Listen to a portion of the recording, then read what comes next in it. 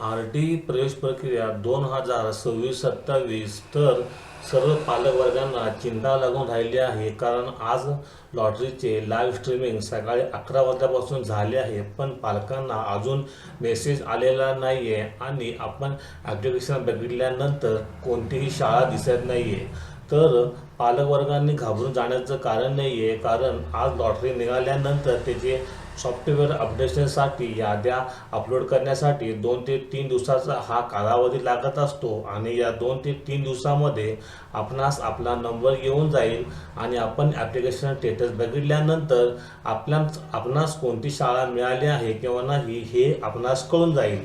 तरी आज दिवसभरामध्ये तर काही कोणत्याही पालकांना ही शाळा दिसणार नाही आहे.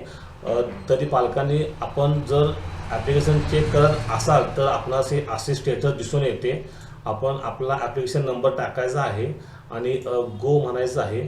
This application is not selected any school, असा म्हणजे सर्वच पालकांना असा मेसेज येत आहे, असा मेसेज शो होत आहे, कारण अजून ही लॉटरीची प्रक्रिया सॉफ्टवेअरवरती अपडेशनसाठी आहे आणि हे अपडेशन पूर्ण झाल्यावरच इथे पोर्टलवरती सर्व अपडेशन होईल आणि आपल्या पाल्यास कोणती शाळा मिळाली आहे ते आपणास दिसून येईल. तरी पालकांनी घाबरून जायचं नाही आहे.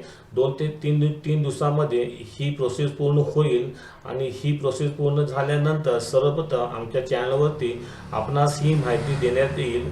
हा एक महत्त्वपूर्ण व्हिडिओ होता, कारण पालकवर्गांनी घाबरून जाऊ नये व 2 ते 3 दिवस वाट पाहावी.